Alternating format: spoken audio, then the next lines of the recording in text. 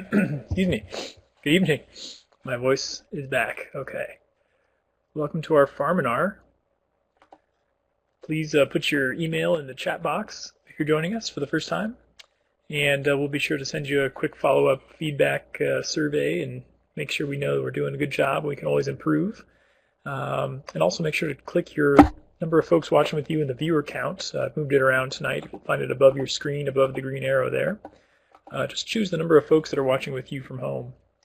And we'll have that for our funders to let them know how many folks are enjoying this Farminar series. We are here, all of us are here today because we care about this issue. 42% of Iowa farmers say they will retire in the next 5 years, according to a poll done by Iowa State in 2010. That is a concern for all of us because that means there's lots of knowledge that we need to transfer to the next generation so folks can take off where they are and learn from the past and carry on into the future in good shape. So we care about that a lot, and I know you do too.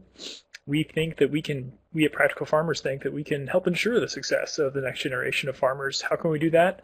Well, we believe that folks learn best by learning and talking with people who are actually doing it, farming that is. So we try to set up a bunch of different options for folks to learn from farmers. One of those options is the Farminar series, our online seminars that we really enjoy putting on. We're now in our fourth of the winter series, looking at profitable record keeping strategies for grazers, and we're really glad that you're with us tonight. And do consider joining us again for future Farminars each Tuesday through March 13th. You can see them on your screen there. Wanted to call out special attention to our wonderful funder that is able to help us put these on, paying our farmers for sharing their knowledge and their time. The Beginning Farmer and Rancher Development Program of the National Institute of Food and Agriculture. Their 3-year BFRDP, as it's called in the nonprofit world, BFRDP grant is really influential in this series, and we're grateful for their support.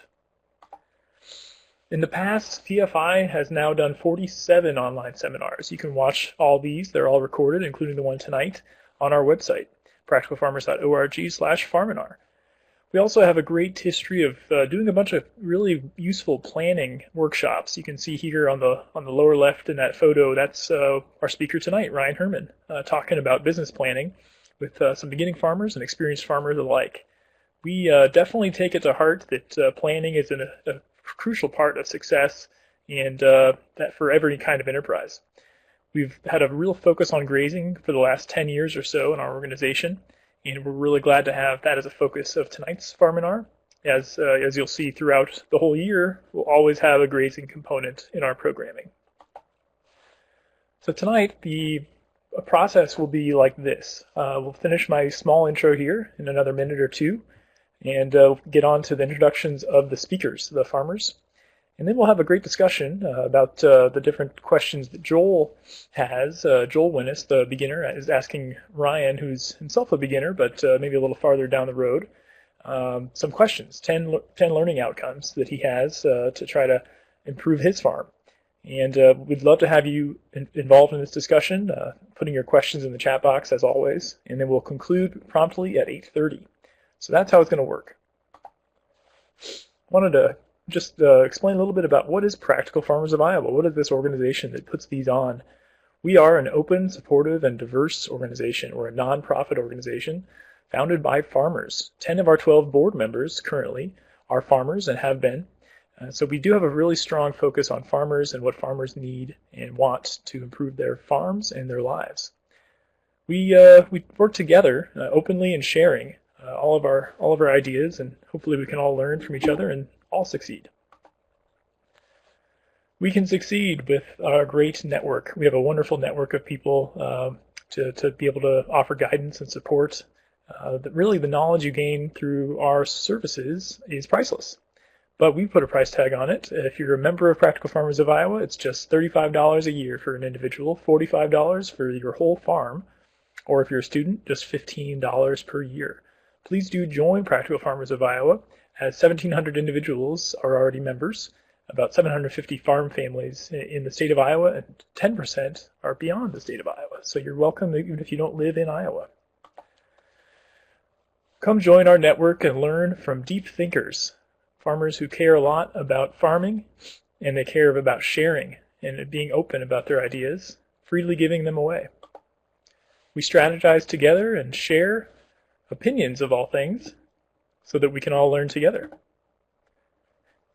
We as an organization have members that really do love PFI. They care deeply about it. Busy farmers take time out to serve on committees and serve as leaders in our programming events, and that's just a testament to the love that's shared about this organization. We have excellent knowledge in our membership, folks that have been struggling with these issues of sustainable agriculture for decades, and we're really glad to have all of those voices in our discussions. But we also relish fresh ideas. We're always looking for new ways to innovate. And that is just what's so fun about Practical Farmers of Iowa. So enough about me, enough talking from me. Let's get on with the speakers. Joining us tonight, broadcasting from Northeast Iowa, together on one connection, is Joel Winnis and Ryan Herman. And if you fellows want to turn on your mic, there we go. I'll bring up your slides. And we can get started.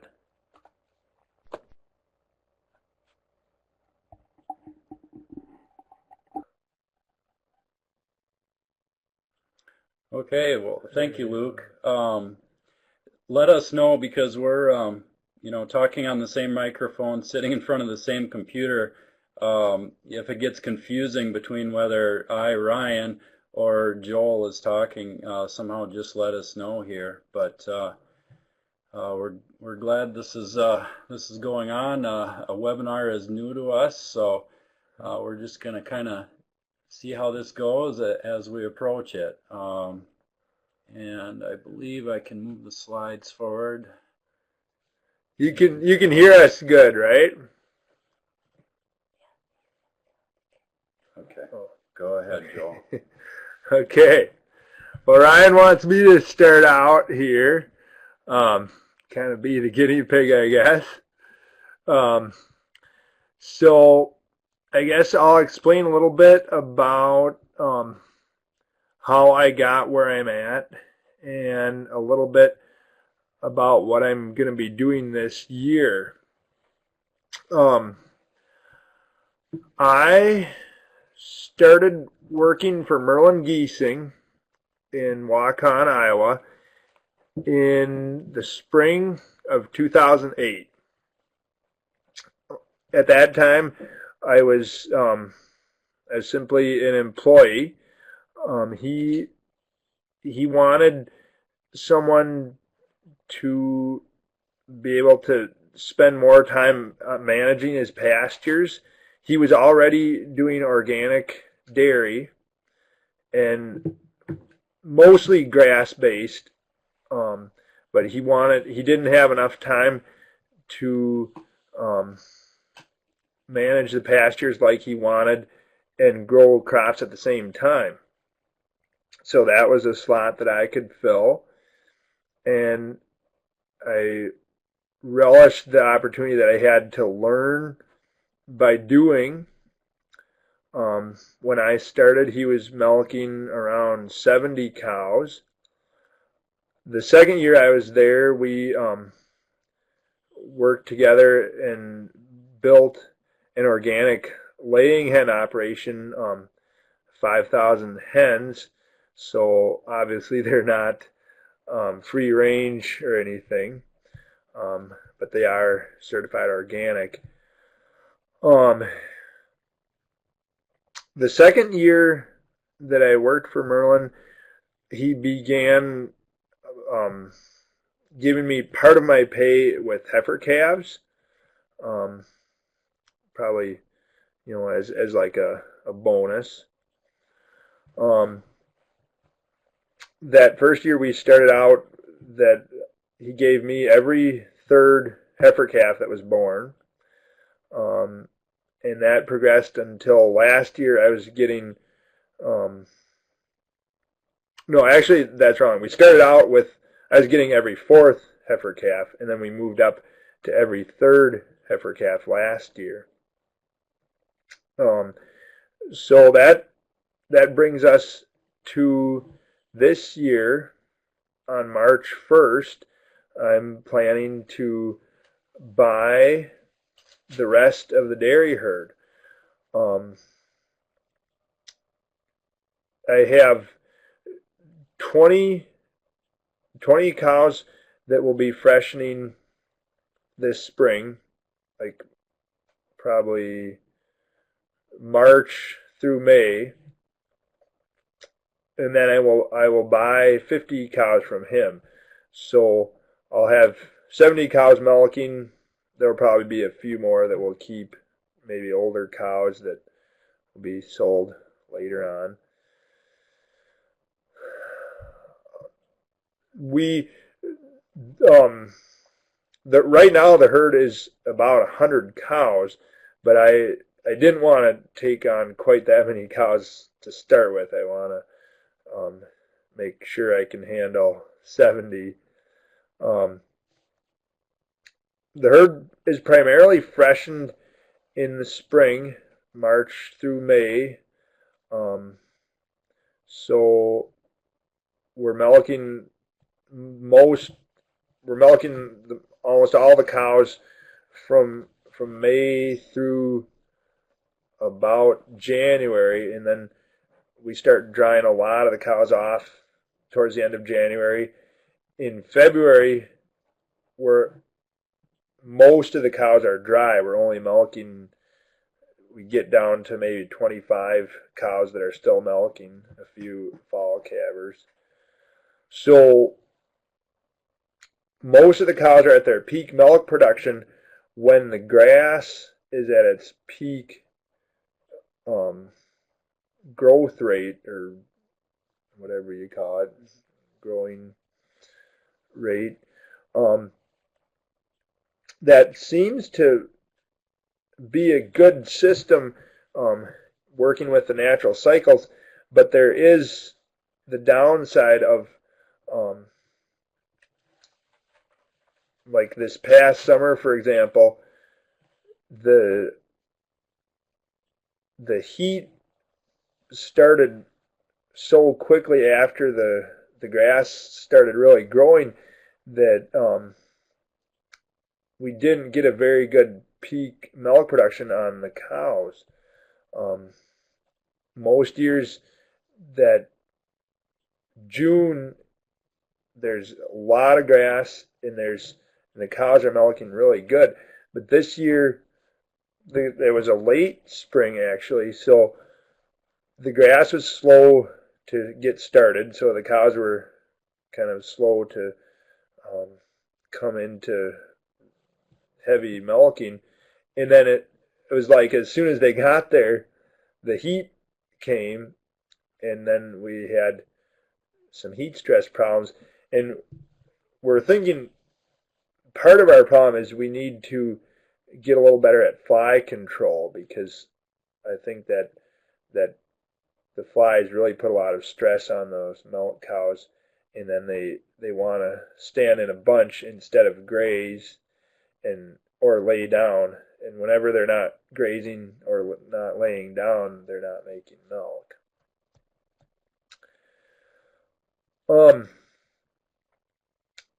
I guess a little overview of the kind of the mechanics of the pasture.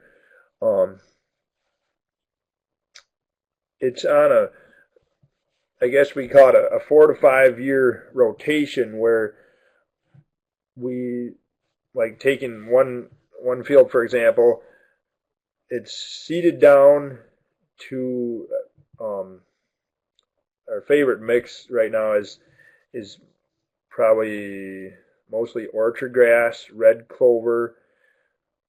We like to have some alfalfa in there for drought tolerance. And once we have a field seeded down, we try to leave it for 4 to 5 years, hopefully longer if it's good fertility, good ground.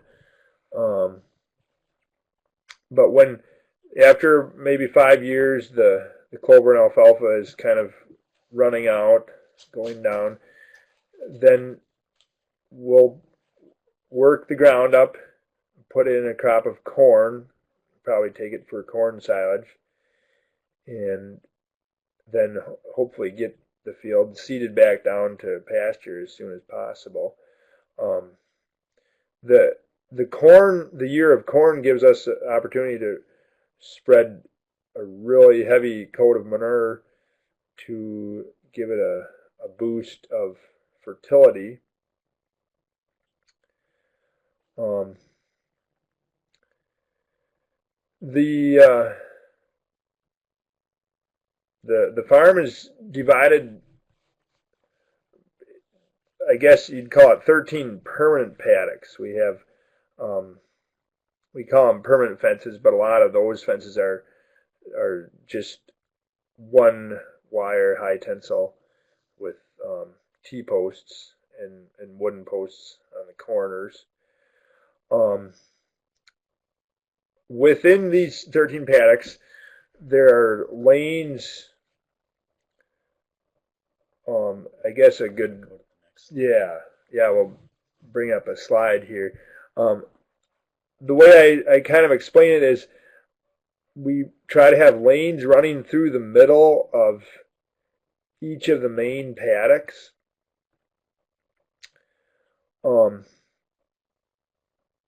And that's the simplest way to be able to give the cows fresh pasture after every milking and still be able to get them home for the next milking. Okay. We use polywire on actually it's on extension cord reels and step-in posts, and we run them from the lane out to the border fence of the paddock. So, like I said, after every milking, the cows get a fresh break of pasture. And I've thought about, I'd like to this summer to try more, like on the hotter days, maybe late morning, early afternoon, giving them a couple new breaks instead of just giving them that one break for the whole day. It'd be interesting to try that.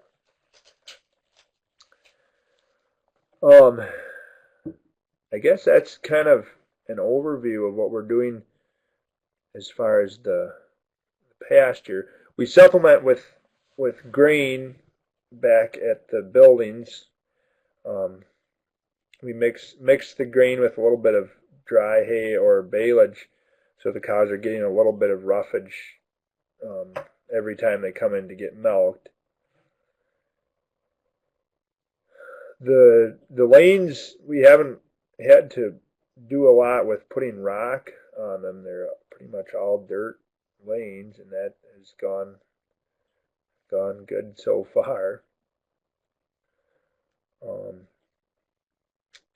I guess that pretty much covers what we're doing right now and what I'm planning to do. Okay. This is Ryan. I'll do an overview of what I'm up to. For about 10 years now, I've been in partnership with my dad on a beef herd. The plan kind of was, shortly after I came back in 2002, we became partners, and the plan kind of was to work in a partnership for 10 years, and at that time, most of the cow herd would be turned over from strictly dad's ownership to being in partnership, as the beef cows were called out, usually due to age. And then, so then we're at the 10-year mark now, and I am buying his half of the herd, and he's still gonna, help me on the farm as much as I need help. His home farm is about 570 acres. of open ground that I grazed. Some of it was crop fields at one time that have been converted over to strictly grazing, some haying. I see in the intro that Luke wrote that it said that we buy all of our hay. We were short on animals this year, and so we did hire some haying done. I can talk about the issues with machinery ownership and haying when we get into this a little bit further, and some of my views on that. But we did put up some hay on the home farm this year, but I would like to buy it in instead. So then recently I installed, I have up to 100 paddocks, permanent paddocks available, and I'll show that on the map coming up here. And we've been moving the animals at least once a day. We've got about 200 beef cows, and we usually retain the calves then for the next grazing season and graze them until they're yearlings, about 800 pounds. We have done grass finishing before too, but are not currently. The herd is black and red Angus both. We've dabbled with the Devon, and some people have heard of Gerald Fry, and we've worked with him some, but we're kind of settling on black and red Angus. So in addition to the home farm, we also have a bottomland farm that years ago was continuous corn, and we've converted that to either a hay or grazing farm. We'll most likely hay that this year like we did last year. And then another farm that we rent, and we'll either put the cows there or custom graze there, however things fall into place yet this year. We use holistic planned grazing. Some people have heard of continuous grazing or management intensive grazing, MIG.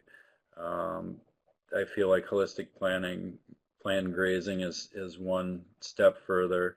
You can kind of take all the issues and all the different variables into account with the plan, and figure out your rotation.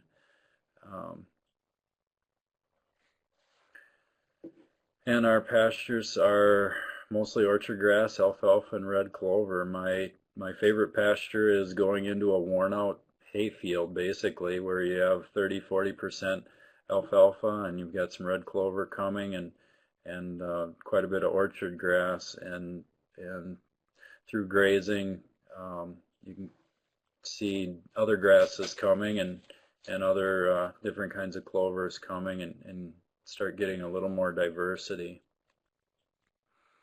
I'm going to jump to the next slide here and look at the map. It's a little bit small. You might have to squint your eyes a little bit, but the red fence, oh thanks Luke, the red fence is anything that's red is barbed wire, and there's barbed wire around the perimeter of the home farm here. And then there's ponds in blue, and the markers with a W are places where I have winter waterers, or and for the most part they're ground source heat, not electrical wire. When we were starting out back in '05 is when I first got the first equip plan with the conservation office to install most of those wires that are in pink there. Those are single strand high tensile. And then I also, by the time I came back in '02, and by '05 I kind of had figured out where I wanted the water lines. Previous to '05 the water lines were just laying on top of the ground, and so then I went ahead with part of that equip plan and trenched in the water lines. They were, at the time then, we put in some Ritchie water fountains, and they've since been replaced then this last year with big construction tires, and I've kind of made them so that they can be used in the winter. And then this year also, if you look at the white lines that just appeared, those were probably around, the total plan was 14 miles of fence. I think I've got as far as 10 miles put in this fall of single strand high tensile. It was Pasture Pro fiberglass wood composite posts every 50 feet and cedar posts on the ends with floating braces. And so then this has made the farm go from an average of 15 acres per paddock down to 5 acres per paddock. And I laid them out so that they're kind of long and narrow. I will, when we're really slowing down our rotation, I'll subdivide these. When we're going through the rotation quickly, I might be giving them 1 or 2 or 3 of these paddocks every day. Like Joel, we subdivide with poly wire.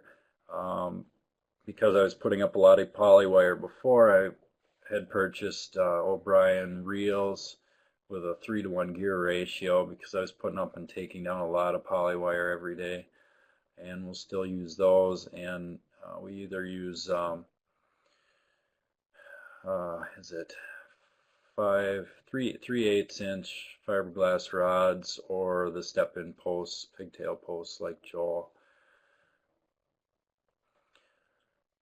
I guess that probably covers most of my background. I'm just going to go back a couple slides here. I will mention about the holistic plan grazing, and some of the information we'll cover here with the different record keeping things. I went to it was called Ranching for Profit. He's actually based out of California, but they held a class in Colorado back in 2005. I went to that. That was a week-long class, and it's more oriented toward beef and especially cow-calf, but I think it has a lot of good information for anybody in livestock farming, and that's where I really got my foundation in what I do for record keeping. And I started, I came home and I started building my own Excel spreadsheets, and started from scratch learning how to use Excel, Microsoft Excel, for keeping records. And then another fun thing that we did in 2008, we took a week-long class with holistic management, and that has not only goal setting and creating your holistic goal, but then a day in grazing planning and a day in financial planning. And I think that really reinforced what I had learned before, and I learned a lot more things. So we'll move on to the presentation. Luke, maybe this would be a good time to put up, I forget the 2 poll questions that we talked about, but we could maybe get a feel for who's in the audience and what their backgrounds are.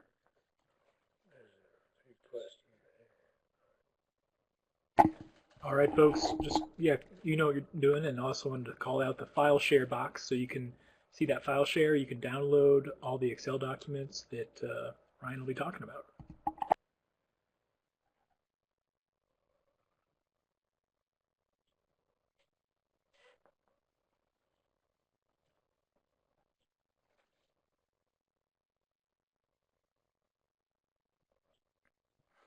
I guess I'll just talk a little bit, but while everybody's punching in their information, there isn't, I don't see anybody with dairy. I will mention, as we've gone through this process the last 10 years of our grazing, we've done grass finishing, and I've been envious. I think, as we talk and Joel talks a little bit, there's actually quite a bit of carryover information between dairy and beef, and I've always been envious of the dairy because you can, at the start and the end of the day, you can go to your bulk tank and look and see how good your grazing management was for the last period, and your results are right there. There's other things we have to do with beef, looking at, animal performance, different things, cows' behavior when we're moving them, and especially you can weigh the animals or weigh your calves, but that's kind of a snapshot of how you've been managing the last 60 days or so. So there's a lot of good information with dairy that beef people can use. And what records do you keep? Okay, so I don't see anything with grazing records, and so I guess my job is to convince you the importance of that tonight. And financial, quite a few people do keep financial records, so that's good. That's good. Okay, thank you, Luke. I will move forward here a few slides. I suppose we could also answer a couple of the questions here that popped up. One of them was talking about following the herd with an eggmobile. I've known Joel for probably 10 years, and I actually, his home farm that he grew up on, my wife and I buy eggs off of their farm, out of their eggmobile. So Joel is fully aware of the benefits of the eggmobile, and I think he would say that might find a place at his farm as he gains more control over that situation. And then need more help. Need more help. The labor situation, yep. Absolutely, that always comes into play. And then another question: any difference in the grazing habits or performance of the two colors of? I would imagine she's talking about Black Angus versus Red Angus, and I guess honestly, I'd have to say no. That Gerald Fry, one of the people that we've used as a consultant before, he kind of has a saying, and he will say that there is as much variability within breeds as there is between breeds. Now, these associations and just the different breeders, they have really bred for such varying traits that really, it's hard to see too much for trends. So, okay, so what I will try to go through here in the next hour, or I guess probably less than that to leave time for questions, is I'll start with the grazing record. Generally, I keep the grazing record and I record where the animals are and all the associated data. I do that daily. The stock flow worksheet, I keep track of that either monthly or yearly. It depends on what I'm trying to plan out. It's mostly a planning type of worksheet, and it works really well if you're buying a herd like Joel or I, or you're increasing your herd. You have a certain goal. You can kind of plan that out on how that's going to cash flow and work for you. The inventory worksheet, basically, it's just whenever you need to, you're going out and you're looking, okay, I've got this many cows, I've got this many calves, I have this much hay in the shed, and it's a snapshot of kind of help you out with your balance sheet, with your net worth. Take a look at where you're at, and inventory. As Joel and I were talking about this and how we were going to present it, inventory can change quite a bit on a yearly basis depending on what you're trying to do, and that might not always be reflected then, on your taxes or in your checkbook. So you have to be aware of that, the inventory change too. I use an electronic checkbook register, I guess you could say. I use Quicken. There's also like Microsoft Money or QuickBooks. Those are different programs that are out there. Ideally, I try to, go through all my bills, things that I've written in my checkbook register, and punch them into the computer on a monthly basis. And then that helps me with the next item, which is the cash flow or the budget. I'll transfer all those things then into my budget, and it helps me look at where I'm at if I'm following the budget like I should be. And then another item is the profit and loss statement. What's really important with that is you start to break down your farm by enterprise, and I'll talk about why that's important. And then finally, the balance sheet. That's just a kind of a snapshot of what you did this last year and where you're at, and if you're heading in the right direction, and if you deal with a banker on loans, that's kind of a nice thing to have.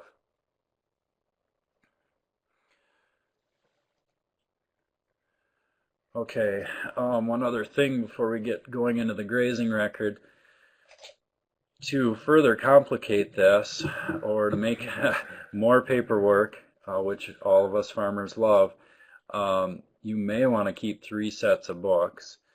And there's crossover. A lot of it can be reused, but your tax man or whoever prepares your taxes needs a certain way of looking at your farm, and you obviously have to keep track of your expenses and what's deductible for tax purposes. And I'm not sure if this is the case with everybody, but I know the person that prepares our taxes really wants to know what animals are home raised versus what are purchased, that they probably have a different basis and then in them, and then when they're sold,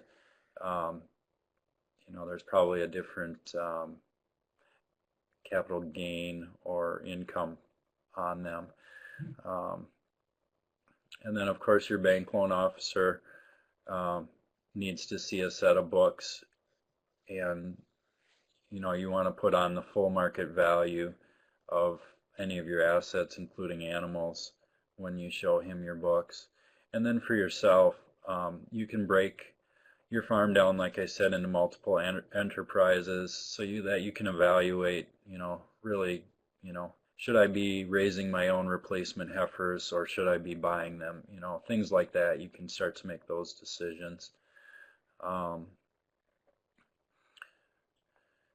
if you have different enterprises, you need to say, you need to track the movement of the animals. So you've got the heifers, the bred heifers in your heifer development enterprise. They're transferring into the cow enterprise. That can be important to look at it that way. And opportunity costs. So I don't know if I can give you a strict definition of an opportunity cost, but how I do it sometimes is, if I put up my own hay, I will say, I'll track the expenses, and I'll say, okay, I put up this hay for $90 a ton, okay? And either by looking at it or doing a feed test, you can determine the quality of it, and it may, if you were to sell it, it might be worth $100 a ton. Well, I'll put $100 a ton onto that, cost onto that hay as I feed it to the cow enterprise, and that's the opportunity cost.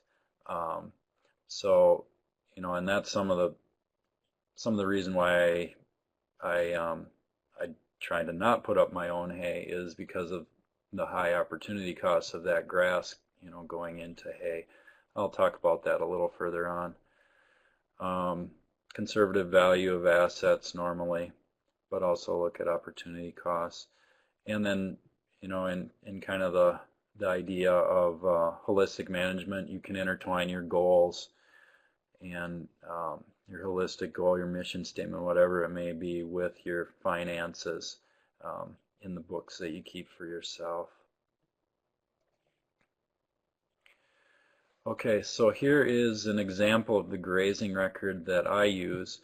In the map that I made for Joel, I guess I'll just mention quick too, I use Google Earth for my maps. I've found it's very user friendly, and they have a free version. I don't use Google Earth Pro. That costs like $400 a year, and about the only thing I can find on that I would use is it can calculate acreages. So, one thing I've heard somebody say is, map your farm, put all your fences in with Google Earth, and then for a 30-day period, you can do a trial on Google Earth Pro, and then you can figure out your acreages. Otherwise, there's a couple other sites on the internet where you can map acreages too. So this is an example then of the grazing plan that I'll use. Go to the next slide here. Okay, so at the top, I like to calculate all the animals based on size. There's different variables. I like to calculate them all into an animal unit. So at the top center you see 70 lactating cows. Joel said their cows are around 1,000 pounds each. So a 1,000-pound animal would be equal to 1 animal unit. So his 70 cows are 70 animal units. He also has a paddock that he keeps 10 heifers in, and I guess I was just, for purpose of this example, I was just going to say they're 850 pounds. Yeah. So that would be 0.85 of an animal unit each. Also at the top, running along the top, is the days of the month, 1 through 31, or you can cross out 31 and just have 30, or this month 28. So you have a day for you have a box for every day of the month, and then along the left side you have a line with each paddock number. Now, yeah, thank you, Luke. Now I set up an example rotation for Joel. At the very top it says May 2012, kind of getting started. Have a little bit faster rotation. So if you look at the second line from the bottom, minimum and maximum recovery periods, again, this is an Excel spreadsheet that I set up. So, and I'm sharing that with everybody. You can see that it's shared at the top center when you have the small screen up. You can download that. It's under Grazing Records. But I guess one thing I would say is do a tutorial on Microsoft Excel and learn how each of the cells calculates and coordinates with the other ones. But anyway, so in May you probably have a little bit faster rotation with dairy, probably a 20 to 30 day rotation, 15 to 20 maybe with dairy. And so what I did is any of the cells, the paddocks in yellow, I figured those were cropped. They're either hay or corn, something like that. So you're kind of dropping those out, and you're not going to graze those. Starting with paddock 9, and then 11, 15, 17, 19, and 20, as well as 24, 25, and 26. Those are his grazing paddocks then for this year in this example.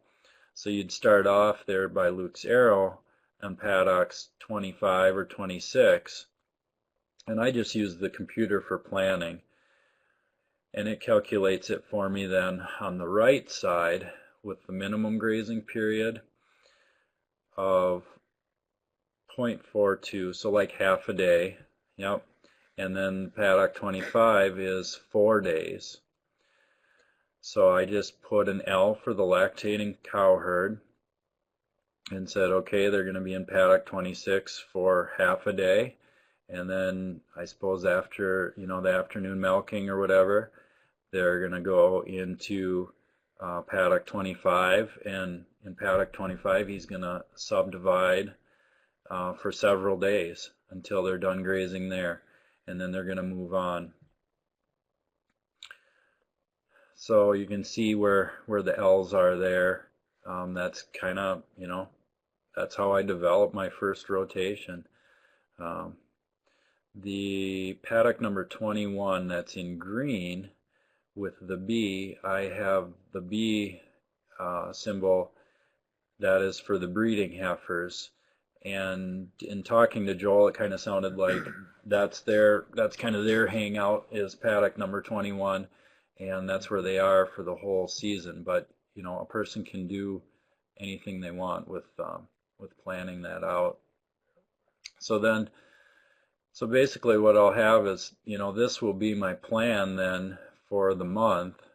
And, if you've heard of holistic management, it was kind of born more in a brittle environment, or maybe, say more for out west in the United States. And so they'll try to plan out an entire year or the entire growing season. I think here things change so much so fast with rainfall and temperature and grass growth that I just plan out a month or one rotation at a time, and then I'll take a look at where we're at and go on to the next month or rotation. The other red circle on the left side toward the bottom, you'll see I just kind of threw in some other things that I like to track. Obviously if you're supplementing some feed, and I'll have to talk this through with Joel because they're supplementing every day no matter what time of the year, your animals aren't their full intake, daily intake isn't coming off of the pasture. So when there's something under the bales fed line, then I'll adjust, I'll say they only got 50% then of their needs from the pasture that day, and then I'll back off the rating that paddock got. I'll also track rainfall, temperatures, and growth rates, and then I'll track how much as a percent of the total sward when I moved into the paddock, how much of it did they graze, how much did they trample, and how much is left standing.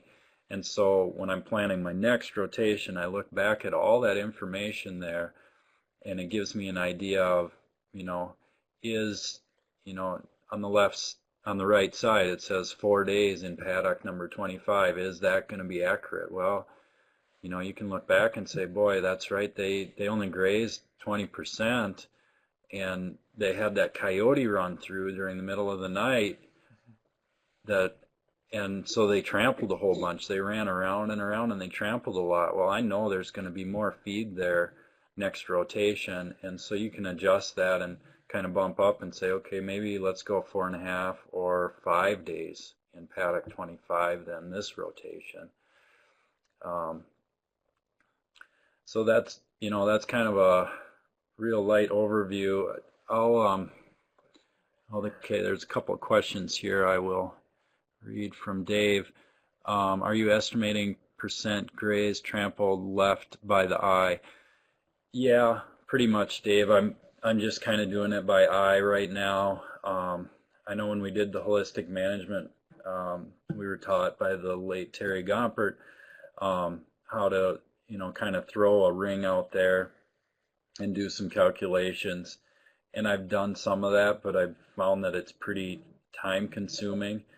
And like with all of these records that we're going to go through tonight, everybody has to kind of find their balance. If you do the most time consuming thing, a lot of times nothing gets done. So right now I'm just doing it by eye. And even Terry, he said, well, this ring basically, the different measurements and calculations you do, basically it's just to train your eye, so that you can go out there and and just eyeball it and kind of know after a certain period of time you've trained yourself. Another question here: how often do you soil test and fertilize? I try to soil test every 5 years, and that's kind of per the conservation office, their recommendations. And how often do I fertilize? Actually, I don't. And that is one of the reasons why I like to bring in hay. During the non-growing season, when I'm not able to graze, I will keep rotating the cattle, and I'll just feed them in all the different paddocks. I don't know, that, you know, the fertilizing can be a touchy subject with people I know, and some of that comes from my, you know, holistic management background, and some of the idea with what we're doing with the higher density grazing is that we're promoting a thicker sward and taller grass, and when you have taller grass, you have roots that go deeper into the ground, and they're accessing new minerals that the roots haven't before. And some of the people practicing this, they actually do soil tests, you know, every couple of years, and they find that their levels are increasing, and they aren't fertilizing at all. It's just they're doing a really good job of grazing. So that's kind of one of my goals and what I'm trying to do. So anyway, so this sheet that's up here, this slide shows kind of what I would do for a plan. And then if I go back one, I'll just take a blank one like this, and I'll fill in that L for lactating cow, or the B for the breeding herd, where they're at on what day, and fill in other information. And then there's a whole process to recording. Over on the far left, it says actual ADA, animal days per acre. You know, that's a whole nother level of depth with a grazing record, and I would, you know, I guess I would just tell you to, you know, Google online or go to Holistic Management International and get their textbook and their workbook and start jumping into this, because like I said, it's a day-long class, just learning about grazing planning when you take it. So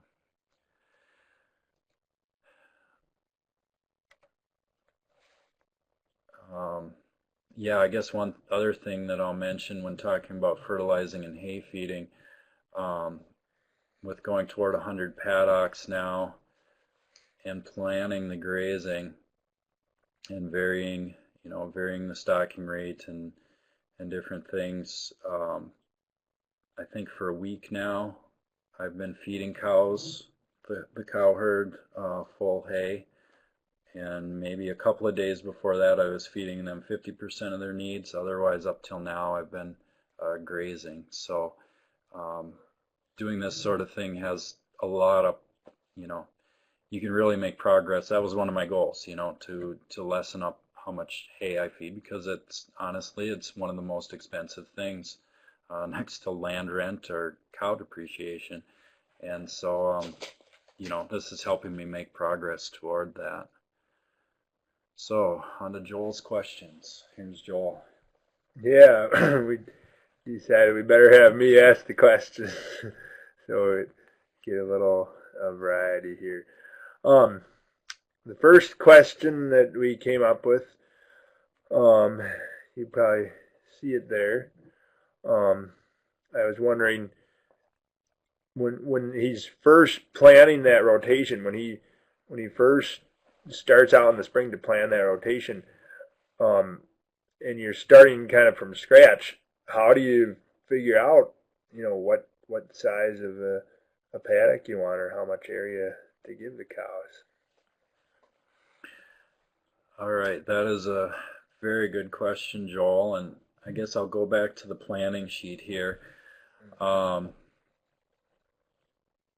Probably the best way, if you don't, you know, have records from previous years, is to just probably go in, you know, like you have been other years, and, you know, you have a feel now for Merlin's farm and how much area you give, the number of cows that you have, and probably, maybe don't make a plan, just record how many cows are in what paddock each day, and you'll start to see some trends. And that's, those trends and that information is going to be your basis for some of the calculations then, the next rotation or coming seasons or whatever. And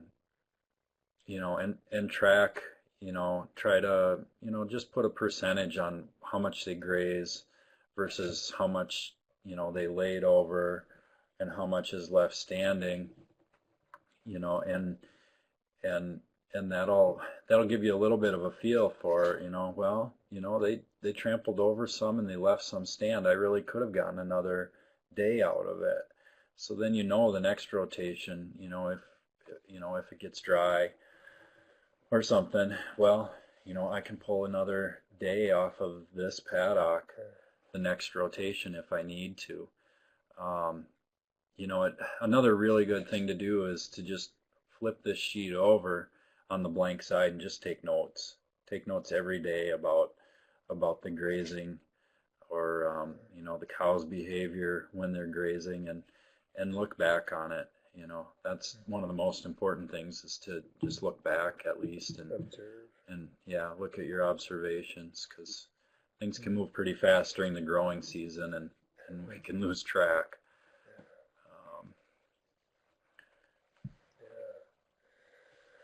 Okay.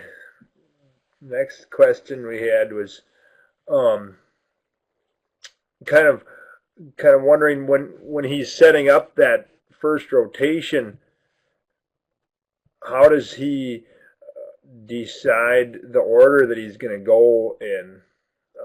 He has it here, which paddock to go to next. Is there any factors that affect that decision? Yeah, absolutely. In your situation, just starting out, I guess, again, I would probably say, do it like you've done it other years.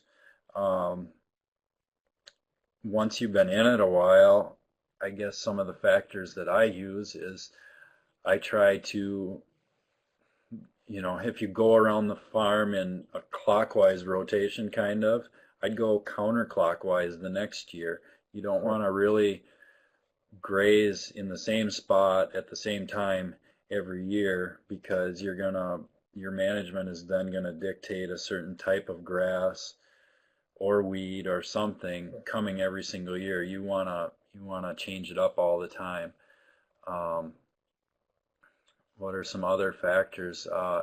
When you're doing your planning, look at the people involved.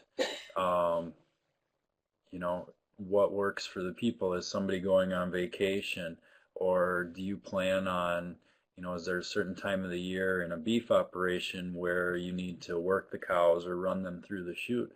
Well, try to figure out a way to set up the rotation so that they're coming right by the working facilities on that, near that day when you normally want to work them. Really any type of variable that you can imagine. It will take some monitoring, because it's a little bit of a different time every year, but maybe you got a paddock that has a real bad Canadian thistle issue. Well, you'll want to plan that in then on that rotation to try to hit that when the Canadian thistle is at its weakest point, or just at blossom or something before it's at seed. And maybe you want to sacrifice a little milk and try to get those cows to trample that or eat more of them right at that stage. Any of those variables can be thought of and put into the plan. But for the most part, I just go in a sequential order where I'm moving from one paddock to the next, especially in a beef herd where I guess I didn't mention that, but I have a gateless system where I just lift the wire with a PVC post. So you want to just, move to the next one. And you want to think about where your water points are and how they're getting to water, and make sure that all works out too. Okay. Yeah, and so, looking at this here, that example plan that I came up with for Joel is he's starting out in paddock 26 at the top of the slide, right outside the facilities, and then he's moving right on to, I believe it was 25, and then probably paddock 23, next for a few days, and then 22, and you just then keep moving to the south, and then around on 14 and 10 and 9 and 7, down to the south, and just kind of, I guess in this example I set up a counterclockwise rotation.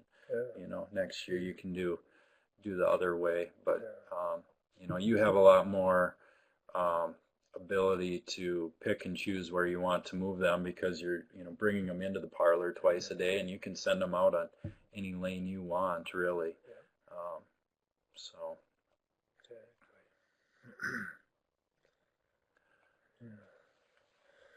okay. This is more a question that we haven't done much at all with the dairy, is extending the season as far as Ryan has. It's just amazing to think that he got this far without having to feed hay. So I was asking him, what are some strategies that I could maybe put into practice to extend the season a little bit on my operation. All right, I think I put some in here. Yeah, okay, here we go. So there's quite a number of things. Again, I like this holistic plan grazing. So, every day you're grazing during the growing season, you're thinking about, how do I get this sward of grass thicker and thicker, so up in our climate in northeast Iowa, it holds up that, really humid, wet snow, and this winter oftentimes ice. And so when they break through that, there's actually something down there for them to get. And then also, how do I make the roots of the grass go deeper and access more nutrients, more minerals, and become higher quality over time too. Just constantly think about that. One thing we do is we match our calving season with the peak grass growth, and you mentioned that too, that you do that. So we were April calving, and we've now moved to May and June. Another thing that can be done is to combine herds. That's one of the big ones too with holistic plan grazing. Basically what it does is it allows for more rest on all the rest of your paddocks while they aren't being grazed, and you can get more herd effect, basically more trampling of the grasses, which the more grass you lay over, to a certain extent, can grow you more grass. Varying the stocking rate, that's one of the things we do with retaining our yearlings for the next growing season, is we'll run them either on a different farm, or we're starting to go now where we run them with the cow herd again after kind of a weaning period, and then we'll destock them. We're not there now, but I'm hoping to get it to the point where we can sell off those yearlings at 800 pounds in early August, and then we're really dropping back our stocking rate, our number of animals on that farm, and then we can slow down our rotation and give those pastures a lot more rest, and they can get a lot thicker for the fall and for the winter. Also, when kind of the rule of thumb is, when the pasture is growing fast, you rotate fast. When the pasture is growing slow, you rotate slow. And then another thing that can be done, and we've done it, is you hay first crop on a lot of paddocks, and then you give them a 60-day rest or something before you come back in and you start grazing them again. Question. There's a question here. What % grazed, trampled, and left are you aiming for? Oh, boy, that can really vary depending on your goals for not only each paddock, but the time of the year you're on. I try to basically from 2 months prior to calving, because the last 2 months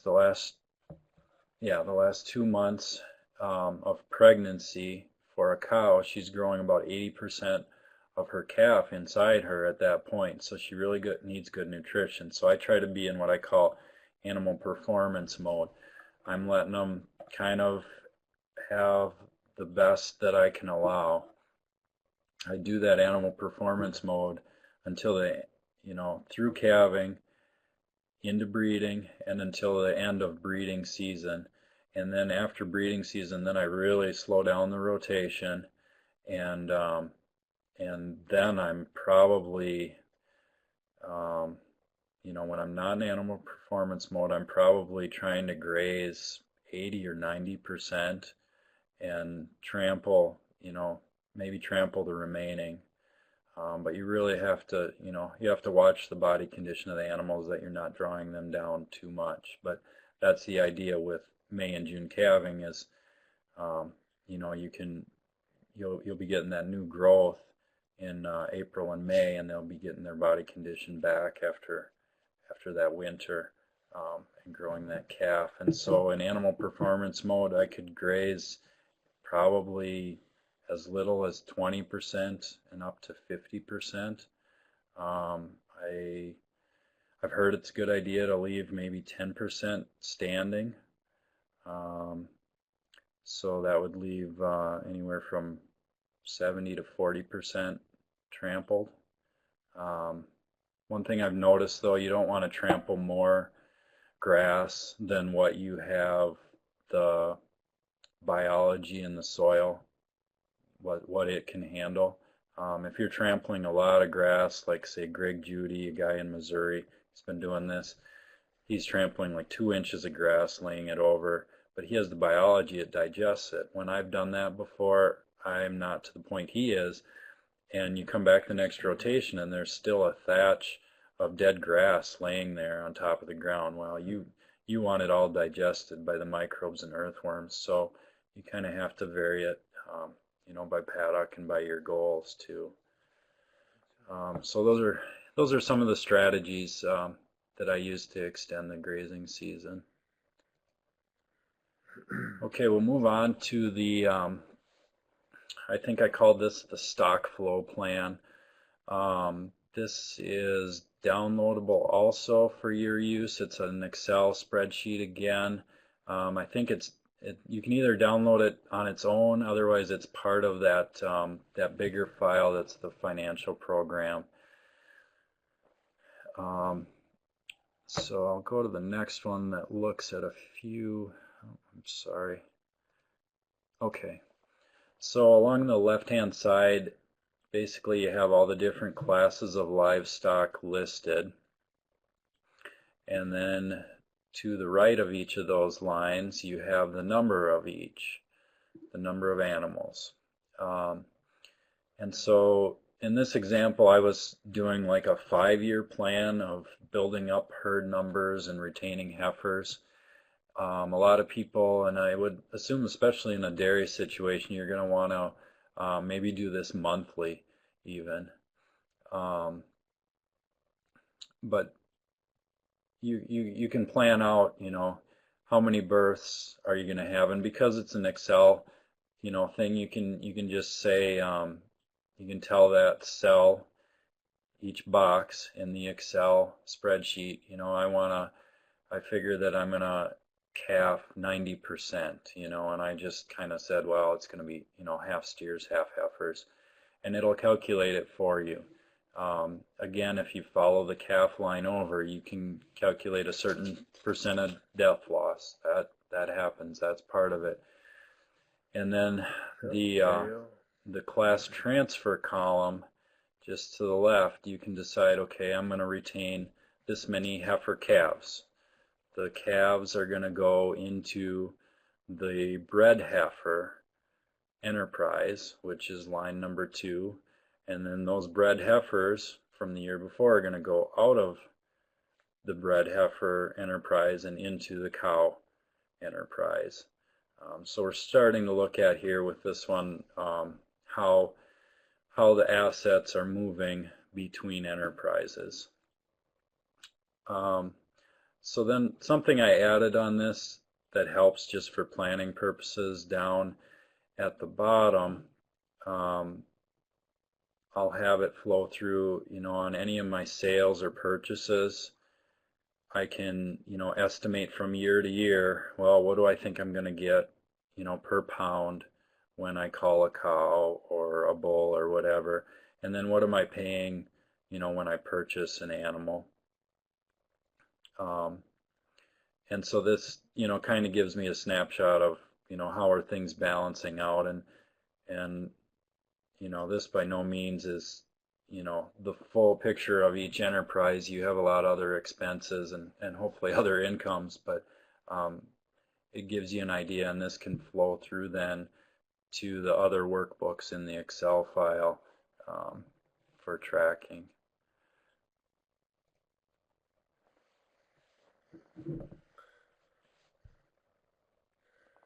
So I think that kind of covered that question, right? Pretty much the goals. Yeah. So I mean, I guess one of the main, probably one of your main goals is, you can increase or decrease the percentage of cows that calve. You can increase your your breeding rate. You can turn over your bulls faster. You can increase your whole stocking rate. If you're very short on animals, you can say, okay, I want to retain more heifers. All of those sort of things are kind of your, I guess what I was calling goals for your operation, and they can go into the stock flow plan for planning there.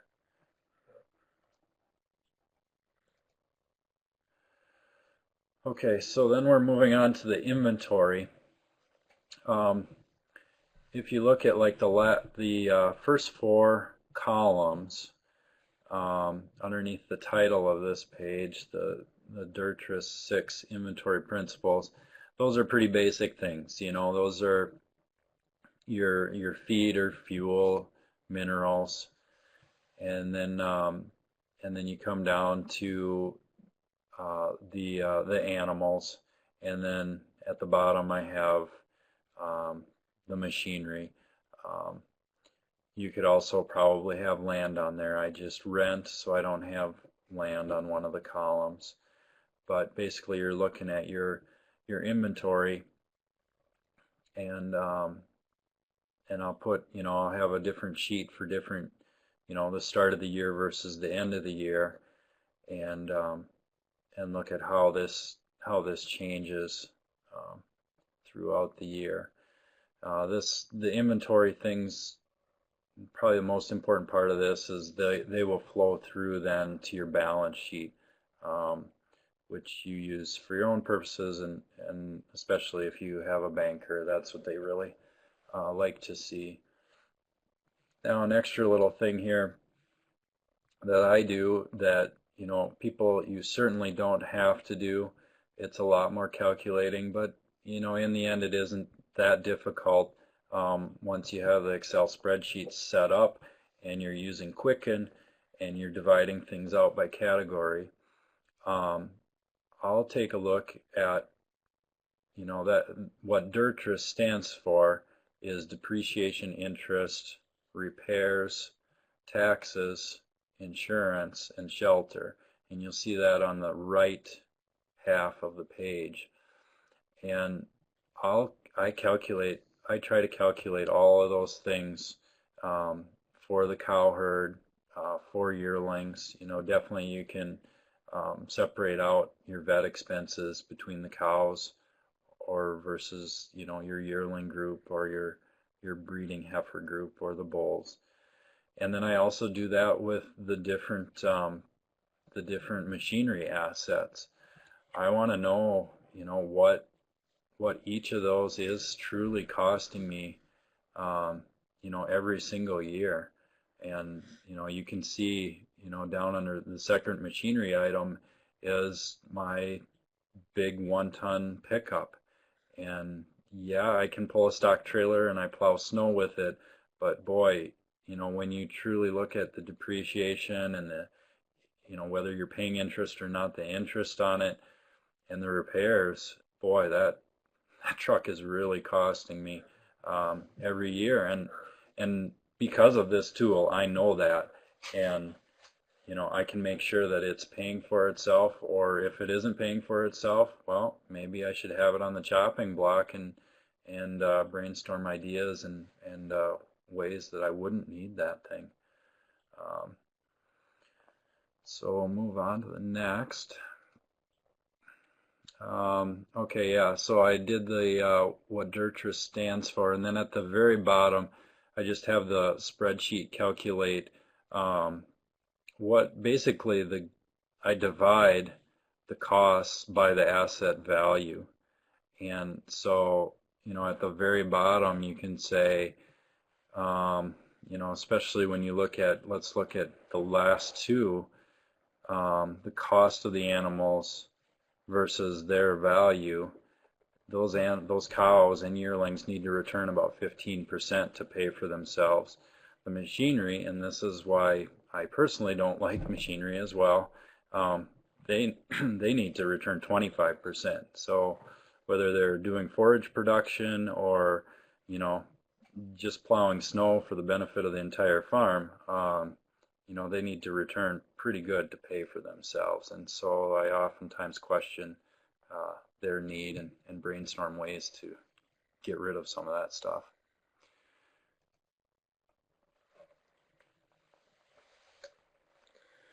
So, moving on through the questions. I guess I was just wondering, practically how he comes up with values for the items on the inventory sheets. How you start with that. Okay, we'll go back to the sheet here. Well, let me check and see if I wrote anything. No. I guess basically, I write down what each one is and the amount, and the value per unit. I kind of, for the machinery, it's what I purchased it at, and then I depreciate it, similar to what your tax person would do. I guess I'd call it a 7-year life span and depreciate it as such. The cows and the feed, I kind of just look at, the feed, a lot of times I will put that at the going rate of what sales are. I'll look on the internet and see what sales have been for my quality of feed. And the cows, I more or less like to do a 5-year average.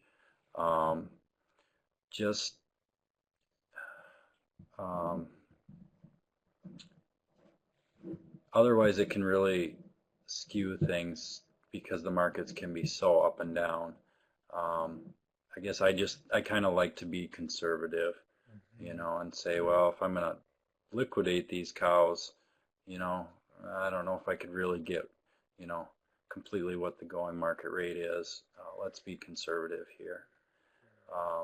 But yeah, I'll try to, look up what going rates are for different items for the most part. I see I'm talking longer than usual, so I'll try to speed up here a little bit, Luke, and save some time for questions. Quick in categories, basically, these are all the categories that I've created. Most of them have to do with taxes, and so it's really easy to just take my, spreadsheet at the end of the year and take the line right over and fill in the Schedule F of the taxes. One thing I like to do is break things down by enterprise, so you'll see yearling cattle there. Actually, a better better way to look at it would be supplies, the one in the bottom center. I've broken that down basically by every enterprise. And so when I take each bill, I'll separate out the expense on that bill for each enterprise, and that'll get allocated then on our profit and loss sheet here next, and give me an accurate view of each enterprise if they're pulling their own weight. And that's, what I just talked about there. That's the advantage of the computerized software. I mean, it's going to spit out, kind of any report you want, and you can basically, look at your expenses by enterprise as you go through and, budget or whatever.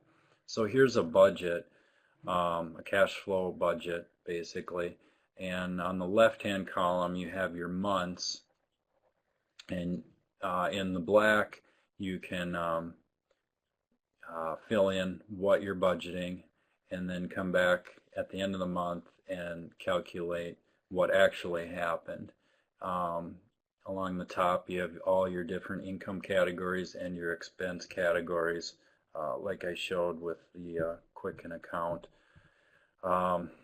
Again, this budgeting, that is a day-long course in holistic management, and this is only just a snapshot of the entire worksheet. It goes on far to the right with all the different expense categories, and down to the bottom also with all the months.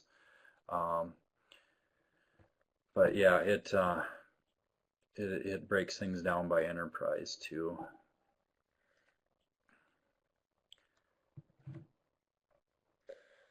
Yeah, this is a interesting question, I guess. We were talking about making the budget and making a budget that you can live with, that it's workable, and wanted to ask him, where's a starting point for that?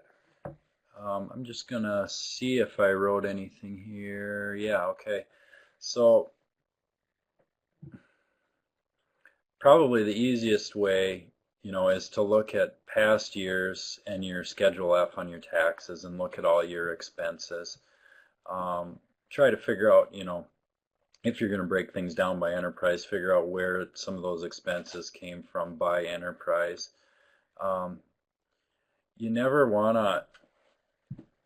to just assume every cost is what it is. You always want to brainstorm ways to cut expenses. I think that's the real thrust behind this. And then, yeah, you almost have to record it and run through it, once the first time. You're going to be way off on some of the items, and you might hit some of the other ones right on, but you need to, kind of just stick with it, play with it. I'll save that question that just came up for last, maybe. We'll keep speeding along here. Here's Joel was telling me he was sitting down with his banker, and they found just with Iowa State Extension, a spreadsheet for organic dairies. There are all kinds of resources out there like that. I'll give a website address at the end of this if anybody is interested in that. But things like this are a nice tool too. It's a lot, smaller and more condensed than all the different, spreadsheets I'm showing you, but it will give you a pretty good overall view of if your project or your enterprise, your farm is going to cash flow. Here's a profit and loss statement. I guess about all that I want to say on this, all I want to say on this is that it's divided out by enterprise if you look along the top column there. So your Quicken account, your computerized account, is going to be able to break down all your incomes and expenses by enterprise. And then at the bottom of this sheet, it will show you by the cow how much you made per cow this year. And so I think that's really important. Okay, so asking about opportunity costs, I'll just go back here once. You look at the hay sales, item number 3 on the left-hand column. It's kind of in italics. That's how I know that it's more of an opportunity cost. That's where I will plug in, the full going rate of hay, and I will say that the hay enterprise sold the hay to the cow enterprise when it was fed for the full going rate of the hay, just for the purpose of this spreadsheet, and that'll help. You'll be able to look and see, if you can afford to feed hay, and you'll look to see if you can afford to put up your own hay that way. Yep, and I come up with a profit and loss per animal. Yep, you can go down and calculate that at the bottom. It should calculate it for you, and it's useful to know. I mean, those are the numbers you need to know to give you options. How much did I make per animal? Can I make more money per animal custom grazing? It just it gives you the information that you need. And then finally, here's the balance sheet. It's pretty similar to that inventory record along the left-hand side, where it lists your assets, and then on the right side it lists your liabilities. And you can then get to the owner's equity calculation. And what bankers really look at is kind of toward the bottom middle, the debt to asset ratio. They're not going to loan you too much more money beyond the asset base that you have, basically the assets that they can take from you if you default. So it's always good to know where you're at with that for your own purposes, not just for the banker. Okay, I think that is the all-important question. How do you find time to do all this paperwork? Well, let me see if I wrote anything here. There we go. Your business might depend on it.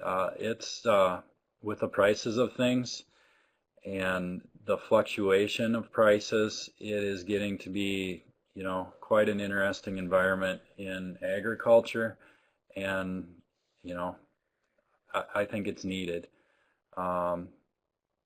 If you want to be a professional grazer, you're going to have to run your business in a professional way. And you have to remember that, this is a business that we're running. The businesses in town, I guarantee you, they are doing most of these type of calculations. In Ranching for Profit, they called that working on the business. They recommend that you spend 2 hours spend a morning working on paperwork twice a week. So 2 mornings a week is what they recommend. You may need help with time management, and I like Stephen Covey books like The 7 Habits. And just start out simple. Don't get real in depth like I have here, and honestly, I have trouble keeping up with a lot of this myself. Don't try to overdo it to the point where you do none of it. So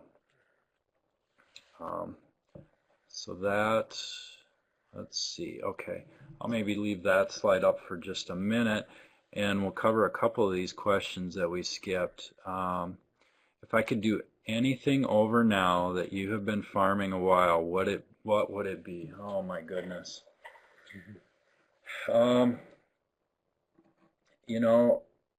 It took me 8 years to do a holistic management course, and I would rank that, really right up at the top. All these business things are great, but to really figure out deep down what your goals are, they call it a holistic goal, driving principles of what you really want in life. I think that's really important. They also take you through a decision-making process where every time you want to make any sort of decision, you go through I think it's 7 or 8 different questions that really drill home, to try to help you make a good decision. I would have taken one of those courses sooner. Now, I took it in '08. I hope to take one every 5 years, the whole week-long deal, just to refresh my memory. Those type of goals will help you figure out where you want to be, how big you want to be, how much time you want to spend on the farm, how much money, how much income you potentially want to make every year. They can help you out. Right now I'm dealing with my water system, and my water pipes I trenched in might be too small. My tank size might be too small. This high density grazing, I think we've doubled our stocking rate on the same amount of land, and there's people doing this that are up 400%. So, or do you foresee taking on the neighbor's farm and grazing there?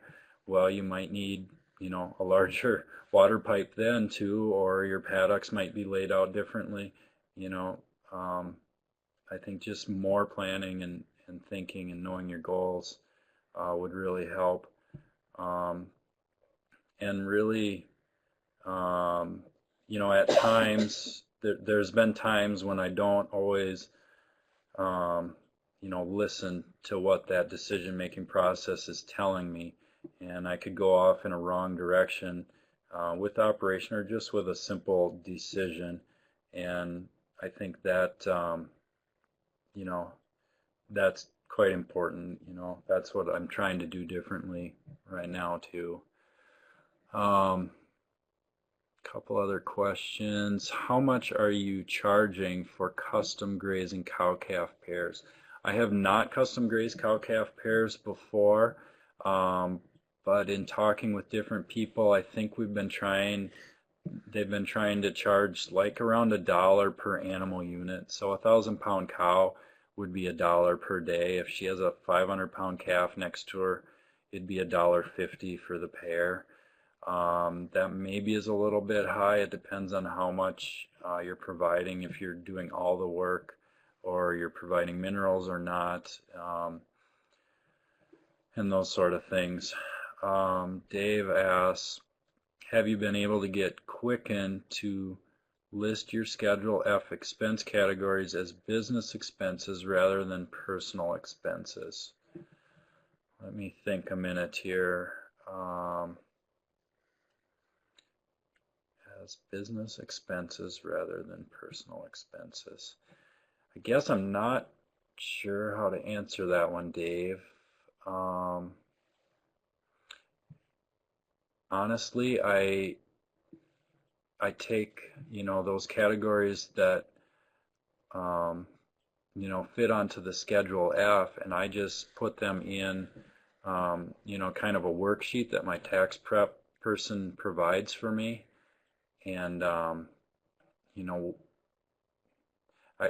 think I'm separating ahead of time business expenses from personal expenses, and then the personal I don't even put on the Schedule F because I know they're not deductible. I hope that answers your question. If not, you can type more. I'm going to go to the next slide, and here's a couple of the resources that I highly recommend. And, at the bottom, like I said before, you can use all my Excel worksheets. I'd really recommend, going into the program and doing their tutorials to try to help you out, because that's the one thing with these that I'm giving you is, I can offer basically no support in it, where like Holistic Management, they have a full computerized program for both grazing planning and all the financial stuff now, and they would offer tech support with their spreadsheets. Very good. Thank you very much, Joel and Ryan. I wanted to just really applaud your efforts in preparation, and you really put a lot of time in, and I really think that's really shows. I might let you all answer questions a couple more minutes here, but I don't want to keep you too late. We will conclude this for tonight, and we'll have another Farminar next Tuesday, February 7th, on Farmers Market Sales. And then we'll skip a week over Valentine's Day, so there will be no Valentine's Day Farminar. And then we'll finish up each Tuesday through March 13th. And I just hope you have a good night and take care.